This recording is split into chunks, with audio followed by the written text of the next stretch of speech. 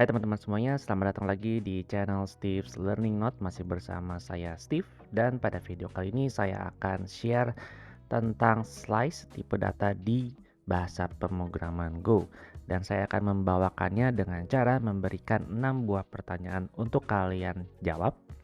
Kalian coba jawab, dan nanti di akhir pertanyaan ke-6 saya akan membagikan jawaban dan juga penjelasannya untuk semua pertanyaan. Kalian siap? Ayo kita mulai dengan pertanyaan pertama. Oke, kita masuk ke pertanyaan pertama. Pertanyaan pertama yang paling mudah, kita mulai dari yang mudah-mudah dulu aja. Jadi pada baris ke-10 dan pada baris ke-11, saya punya dua buah variabel A dan B. Masing-masing adalah empty slice dengan tipe data string. Pertanyaan saya adalah, apa bedanya mendeklarasikan slice dengan cara pada baris ke-10 dan dengan cara pada baris ke-11? Kalian bisa coba tebak dengan kira-kira output dari baris 13 dan 14 ini apa? Di sini saya print panjang, length, dan kapasitas dari masing-masing slice A dan B, address, dan juga ada sebuah boolean value di mana dia melakukan pengecekan apakah si variabelnya nil atau tidak. Oke, itu adalah pertanyaan pertama. Pertanyaan kedua, di sini saya mempunyai sebuah slice dengan panjang dan kapasitas 5 ada di baris 11. Dan kemudian pada baris 13 sampai 16 saya melakukan for loop untuk record ya, 1 sampai 5.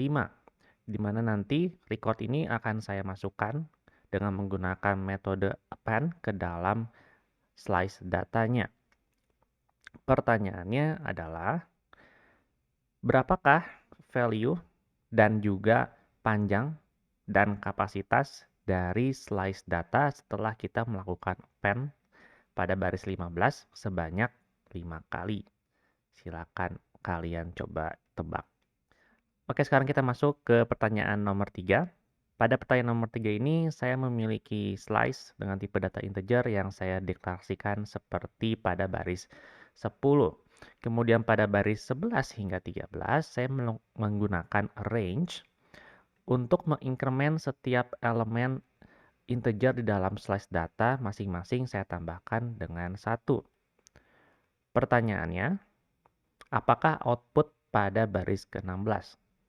Ya, di mana pada baris ke-16 ini saya print setiap value dari elemen yang ada di dalam slice data.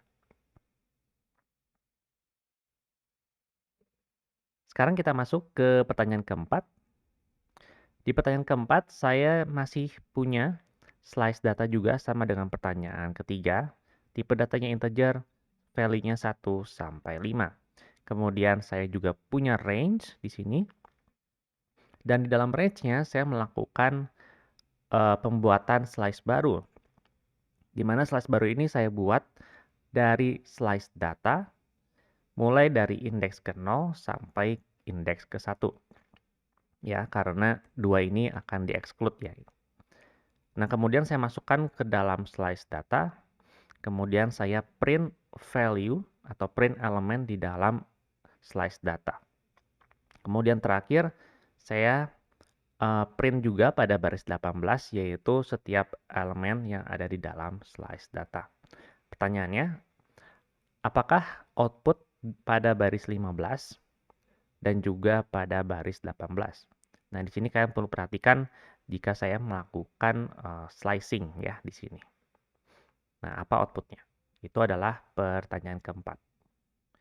Sekarang kita masuk ke pertanyaan kelima. Di pertanyaan kelima ini, saya memiliki sebuah slice tipe datanya string dengan panjang 5 dan kapasitas 8. Di mana setelahnya saya memasukkan 5 buah ke dalam slice fruit 1, apple, banana, orange, grape, dan melon. Kemudian pada baris ke-16 di sini saya membuat slice baru dengan nama fruits 2, di mana slice baru ini saya buat dari fruit 1 yang saya slicing mulai dari indeks kedua sampai dengan indeks ketiga, karena indeks keempatnya pasti akan di-exclude. Setelah itu saya memasukkan coconut pada elemen pertama pada slice fruits 2.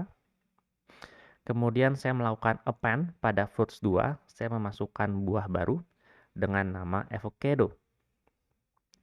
Kemudian setelahnya pada baris 20 dan 22 saya print setiap elemen yang ada di dalam slice fruit 1 dan fruits 2. Pertanyaannya, apa sajakah buah yang terdapat pada slice fruit 1 dan slice fruits 2 pada baris 20 dan juga 22. Silakan kalian coba untuk jawab. Baik, sekarang kita masuk ke pertanyaan terakhir, pertanyaan ke-6. Pada pertanyaan ke-6 ini saya memiliki sebuah struct type yang saya kasih nama user, di mana di dalamnya ada field likes dengan tipe data integer. Kemudian setelahnya saya memiliki slice users yang memiliki panjang dan kapasitas 3. Kemudian saya memiliki variabel baru dengan nama share user, di mana isinya adalah pointer terhadap user di indeks pertama pada slice users. Kemudian saya increment 1 likes dari user yang ada di dalam variabel share user. Kemudian pada baris 19 saya print setiap elemen, setiap user yang ada di dalam slice users. Dan kemudian pada baris 22 saya append user baru ke dalam slice users. Seperti ini. Kemudian pada baris 23 saya menambahkan likes lagi pada user si share user ini. Dan terakhir saya print lagi setiap like yang ada pada slice users. Pertanyaannya adalah, berapakah jumlah like yang dimiliki oleh masing-masing user pada baris 28? Oke, berapa jumlah like pada masing-masing user yang ada di dalam slice users yang ada pada baris 28. Dan itu adalah semua pertanyaannya. Ya, kalau kalian ke-skip, silahkan kalian replay lagi pertanyaannya. Karena setelah ini saya akan menjawab setiap pertanyaannya dan juga menjelaskan kenapa jawabannya seperti itu. Kalian siap? Ayo kita mulai. Oke, sekarang kita masuk ke jawaban pertanyaan pertama. Jadi di pertanyaan pertama ini saya memiliki dua buah cara untuk mendeklarasikan empty slice. Nah, kebetulan di sini tipe array dalam slice-nya adalah string. Nah, pertanyaannya adalah apa yang membedakan deklarasi pada baris 10 dan 11? Di sini saya print panjangnya, kapasitas slice-nya, kemudian address dari slice-nya, dan juga ada boolean di mana itu dari hasil pengecekan apakah si variabelnya nil atau enggak. Nah, sekarang kita akan coba execute ya program ini.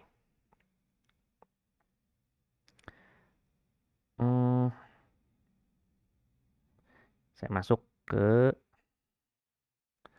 cd pop quiz 01 goran main.go goran question.go. Oke. Kita lihat di sini jawabannya adalah dua variabel tersebut A dan B memiliki panjang dan kapasitas yang sama yaitu 0. Tapi mereka memiliki address berbeda di mana pada variabel A addressnya adalah nil dan pada B dia ada addressnya ya, dia memiliki sebuah address. Artinya dia mereferensikan ke sesuatu. Sehingga ketika kita cek apakah A-nya nil atau B-nya nil, di sini kita bisa lihat kalau A itu apakah nil, true, apakah B itu nil, false. Nah, kenapa seperti itu? Kita lihat jawabannya. Oke, kita lihat sekarang penjelasannya ya. Jadi perbedaan antara slice A dan B itu adalah slice A itu tidak memiliki reference ke di sini lebih tepatnya sih ke array gitu ya, ke backbone array-nya. Sementara B dia punya reference ke sesuatu. Nanti kita lihat sesuatunya apa. Nah, maksudnya apa? Kalau saya simulasikan, jadi struktur data slice di Go itu memiliki 3 komponen. Yang pertama adalah dia sebuah address, dia akan point ke sebuah array. Kemudian yang kedua adalah length, panjang, dan yang ketiga adalah kapasitas slice-nya. Jika kita mendeklarasikan slice dengan cara yang A, ya, dengan cara seperti ini menggunakan var A kemudian tipenya, hasilnya akan seperti ini. Jadi referensinya adalah nil. Ya, dia tidak mereferensikan ke array apapun. Sementara kalau kita mendeklarasikan variabel B dengan cara seperti ini, itu address-nya tidak nil. Dia mereferensikan ke suatu tipe data namanya empty struct. Oke, jadi di Go itu ada suatu tipe data yang namanya empty struct untuk menggambarkan kalau menggambarkan sesuatu yang empty gitu ya. Namanya empty struct.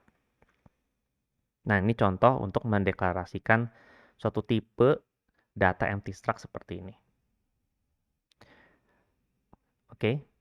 Mendefinisikan variabel A ini dia punya nama. Namanya adalah zero declaration. Ya, jadi yang A ini adalah kita mendeklarasikan slice dengan cara zero declaration. Jadi benar-benar zero, empty ya. Yang B itu adalah namanya empty literal declaration. Oke, jadi yang A itu adalah zero declaration, yang B adalah empty literal declaration. Kenapa kita memiliki dua cara mendeklarasikan slice? Karena ada ada dua buah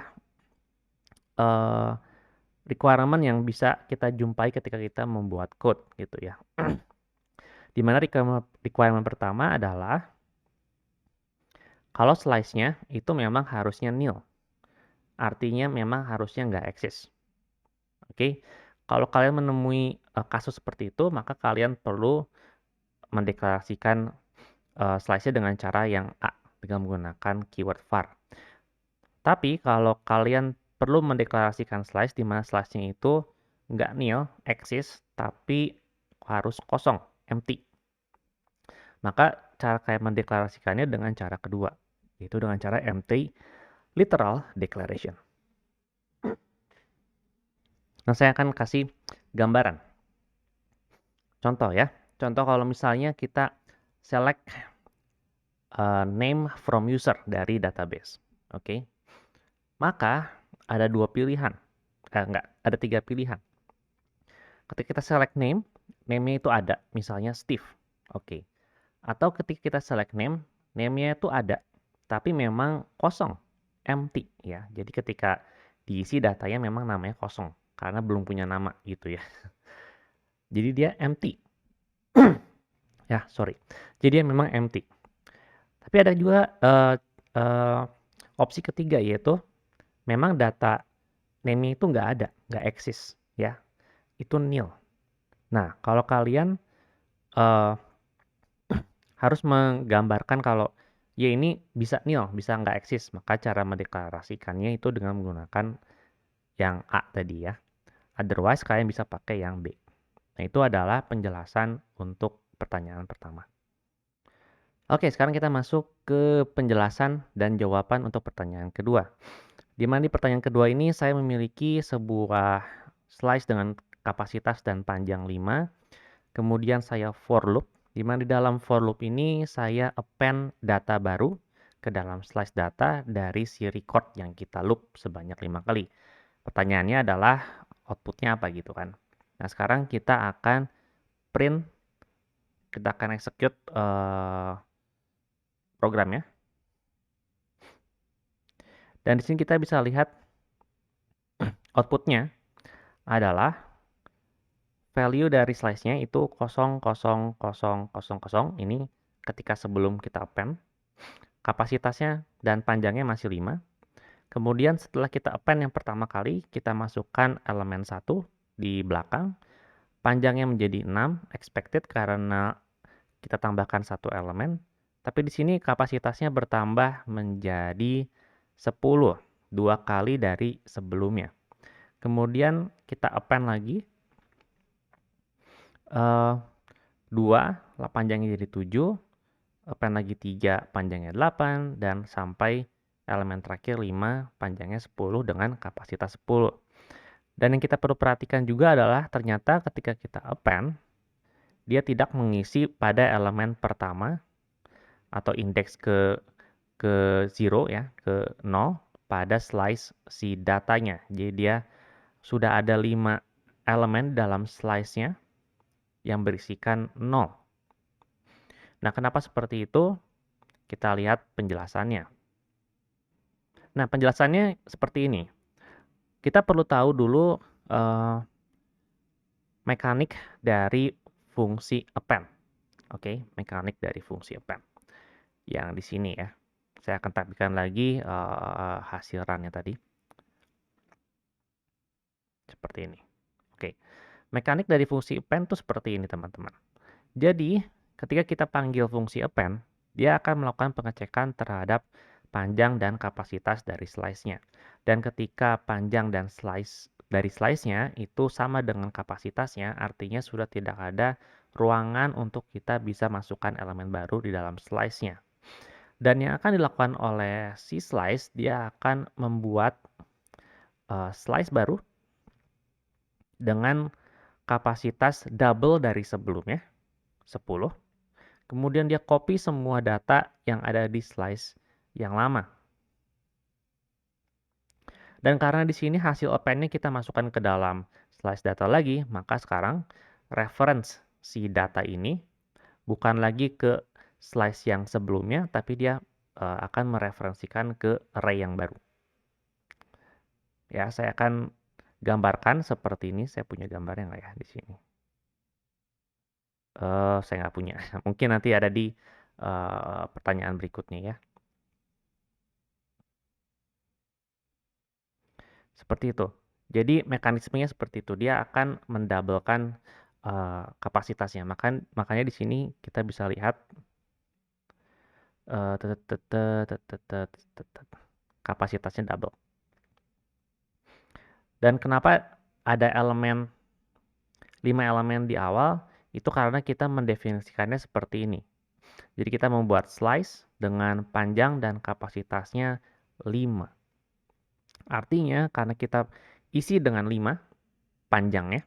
Panjang itu atau length dalam slice itu berarti adalah border atau boundary di mana kita bisa baca datanya.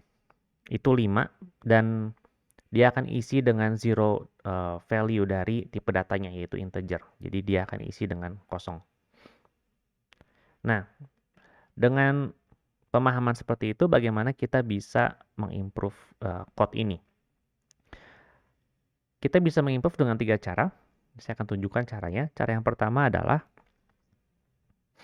kalau kita tahu maksimum dari panjang dan kapasitas dari slice-nya, ya, kita tahu nih kalau program ini tuh panjang datanya cuma bisa sampai 5, udah gitu ya, nggak akan mungkin lebih. Maka cara mengoptimisasikannya adalah kita buang aja si append-nya, jadi kita nggak pakai append. Oke, caranya seperti apa? Saya akan copy, saya akan komen yang ini. Saya akan ubah dengan cara langsung akses si elemen di dalam slice datanya menggunakan index seperti ini. Dan saya akan langsung masukkan recordnya. Seperti ini. Ya, recordnya ini berarti mulai dari 0 sampai dengan 4. Nah, kalau kita output, kita run programnya. Sekarang assignment ke dalam slice datanya sesuai dengan ekspektasi, di mana sekarang setiap elemen yang dimasukkan itu masuk ke dalam elemen pertama, elemen kedua sampai kelima. Dan yang lebih penting adalah di sini kita tidak melihat lagi adanya penambahan kapasitas. Artinya tidak ada yang namanya alokasi memori lagi ya. Jadi code kita sekarang sudah berhasil mendapatkan correctness dan juga sudah berhasil mendapatkan efisiensi. Cara kedua, kalau kita misalnya nggak tahu ya, nggak tahu nilai pastinya, 5 ini kayaknya nggak pasti gitu ya.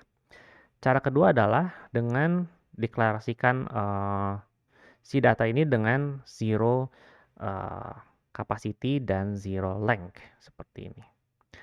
Kalau kita run ya, kita berhasil mendapat correctness di mana elemen yang ditambahkan itu betul ya dari elemen pertama sampai dengan kelima. Tapi di sini dari sisi efisiensi dia memang tidak terlalu efisien. Kenapa? Karena di sini ada alokasi yang dilakukan oleh programnya. Ya kan dari kapasitas 0, kapasitas 1, kapasitas 2, 8. Ada 3 kali alokasi. Jadi tidak efisien. Nah, apakah ini bisa dibuat lebih efisien? Bisa. Caranya dengan menambahkan, kita definisikan kapasitasnya seperti ini. Jadi kita membuat slice data dengan panjang 0 dan dengan kapasitas 5. Dan kalau kita execute code-nya, kita bisa lihat bahwa sekarang correctness-nya kita bisa dapat dan kapasitasnya dan length-nya itu tetap kapasitasnya itu tetap terjaga. Artinya sudah tidak ada lagi alokasi memori di situ. Code kita sekarang lebih efisien dari sebelumnya. Dan itu adalah jawaban dan penjelasan untuk pertanyaan kedua. Sekarang kita masuk ke pertanyaan ketiga untuk jawaban dan penjelasannya. Di pertanyaan ketiga ini kita memiliki slice data 1-5, kemudian kita punya range untuk looping setiap elemen di dalam slice data dan kita increment 1 untuk setiap elemen di dalam slice datanya. Outputnya apa? Kita lihat. Kita langsung run saja programnya. Dan di sini kita bisa lihat ternyata outputnya itu masih sama, 1, 2, 3, 4, 5. Padahal kita sudah increment value-nya 1. Kenapa hal ini bisa terjadi? Itu dikarenakan karena ketika kita melakukan arrange, yang dilakukan oleh range adalah dia membuat copy dari slice data untuk dirinya sendiri. Jadi segala mutasi yang terjadi dalam range itu tidak ada efeknya ke si slice originalnya. Oke, di sini saya punya gambaran. Jadi ini ada slice data, dia punya reference ke underlying array-nya 1-5. Dan ketika kita melakukan range itu akan membuat copy dari slice data untuk dirinya sendiri dengan kapasitas dan length dan reference ke array yang sama. Ya. Nah, di sini berarti range itu menggunakan yang namanya value semantik. Ya, jadi dia copy by value.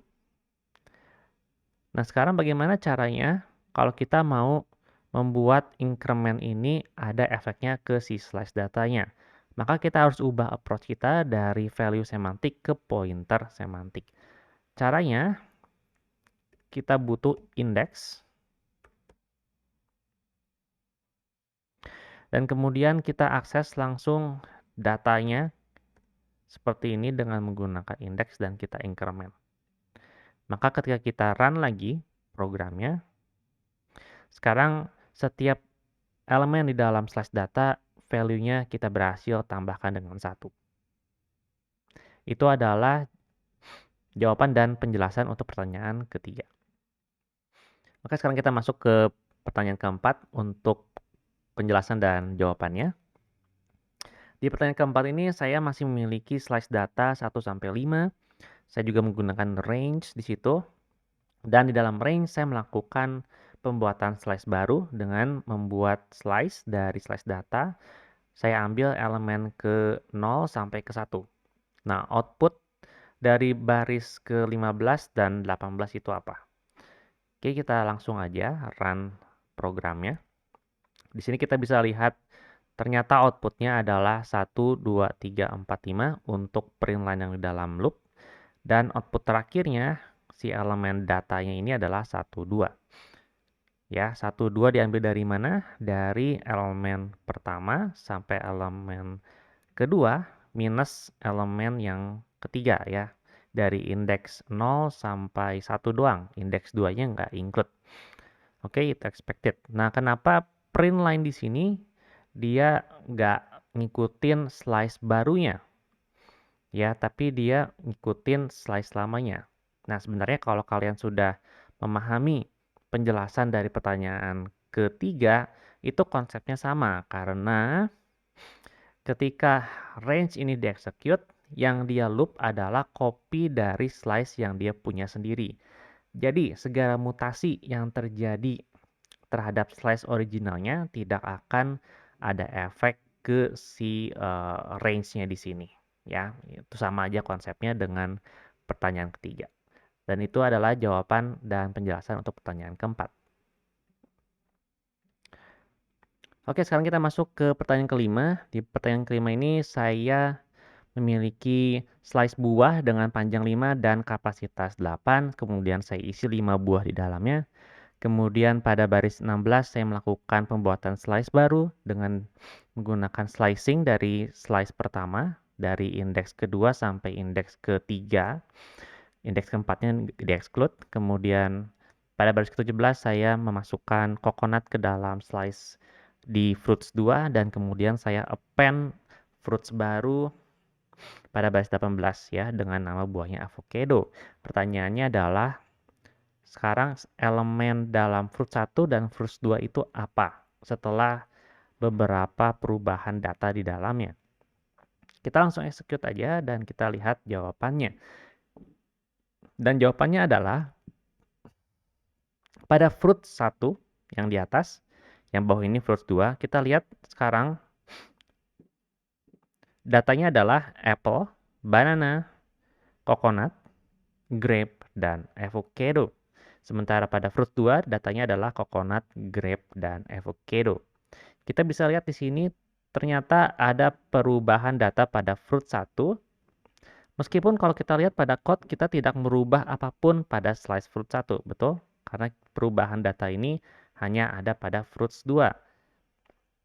Tapi somehow data yang kita masukkan coconut dan avocado ini tiba-tiba ada di fruit 1 juga. Kenapa bisa seperti itu? Nah, ini adalah penjelasannya. Penjelasannya adalah seperti ini ya teman-teman. Jadi ini adalah slice kita fruit 1 dan ini adalah slice fruit 2. Fruit 1 dia punya reference ke underlying array-nya buah-buahan ya. Dia punya panjang 5 sampai indeks keempat dan dia kapasitasnya 8 ya sampai indeks ke-7. Ada apple, banana, orange, grape, dan melon. Ya, panjangnya 5, kapasitasnya 8. Kemudian kita buat slice baru dari slice fruit 1. Nah, ketika kita membuat slice baru dari slice fruit 1, yang terjadi behind the scene adalah dia memiliki reference yang sama terhadap underlying array dari fruit satunya. Tapi yang membedakan di sini adalah panjang dan kapasitasnya. Panjangnya adalah 2, dari mana 2? Karena di sini kita hanya mengambil 2 buah elemen, yaitu dari indeks kedua sampai indeks ketiga. Oke, jadi panjangnya 2. Makanya pada baris ke-16 ini, fruits 2 itu isinya adalah orange dan grape. Kapasitasnya itu dihitung dari indeks pertama sampai terakhir. Jadi 1, 2, 3, 4, 5, dan 6. Makanya kapasitasnya 6. Nah, ketika kita menambahkan atau mengubah elemen pertama pada fruits 2, kita ubah jadi coconut. Ya, jadi elemen pertama pada fruits 2 kita ubah dari orange jadi coconut. Sebenarnya yang terjadi kita juga mengubah elemen ketiga atau data pada indeks kedua dari slice fruit 1 karena mereka masih memiliki underlying array yang sama. Begitu juga ketika kita melakukan append data, kita memasukkan data baru yaitu avocado, seperti itu. Di dalam fruits 2, yang terjadi adalah fruits 2 sekarang value-nya coconut, grape, avocado, di mana avocado ini dimasukkan ke dalam uh, indeks ketiga, elemen ketiga dari fruits 2. Tapi sebenarnya dia juga mengubah elemen pada indeks keempat dari array dari slice fruit 1. Seperti itu. Dan untuk memperkuat alasan tersebut, kita bisa melihat juga kalau address-nya itu sama. Ya, kita lihat coconut pada fruit 1 dan fruit 2 ini memiliki address yang sama 8020. Ya, grape juga sama 8030 dan avocado juga sama 8040. Jadi mereka memiliki underlying array yang sama. Dan itulah jawaban dan juga penjelasan untuk pertanyaan ke-5. Oke, sekarang kita masuk ke pertanyaan terakhir, pertanyaan ke-6. Di mana di sini saya memiliki sebuah slice users dengan kapasitas dan length-nya adalah 3. Kemudian saya memiliki suatu variabel yang isinya pointer terhadap user kedua yang ada di dalam slice users. Kemudian saya increment 1 likes-nya. Kemudian pada baris ke-22 saya ceritanya memiliki user baru, jadi saya append. Dan saya tambahin lagi si share user likes-nya menjadi 1. Pertanyaannya sekarang berapakah jumlah likes pada setiap user yang ada di dalam slice users. Kita langsung execute aja code-nya. Dan di sini kita bisa melihat, kita lihat yang terakhir aja. Sekarang ada 4 user di dalam slice users. Oke, as expected. Tapi ternyata jumlah likes pada user 1 ini hanya 1. Padahal di code-nya kita menambahkan likes-nya 2 kali, di sini dan di sini. Ya, mengapa hal itu bisa terjadi? Kita akan lihat penjelasannya. Ketika kita membuat slice user dengan panjang dan kapasitas 3, dia memiliki reference ke underlying array yang isinya adalah user 1, user 2, dan user 3. Kemudian kita membuat variabel baru share user yang isinya adalah pointer ke user 2. Seperti ini ya, isinya ada pointer ke user 2. Kemudian kita increment likes-nya. Oke, berarti likes-nya jadi 1. Nggak masalah. Yang menjadi masalah adalah ketika kita melakukan append pada baris ke-22. Ketika kita melakukan append, karena kapasitas dan panjang dari slice user itu udah mentok 3 dan 3, ingat ya mechanical dari append, maka dia akan membuat slice baru.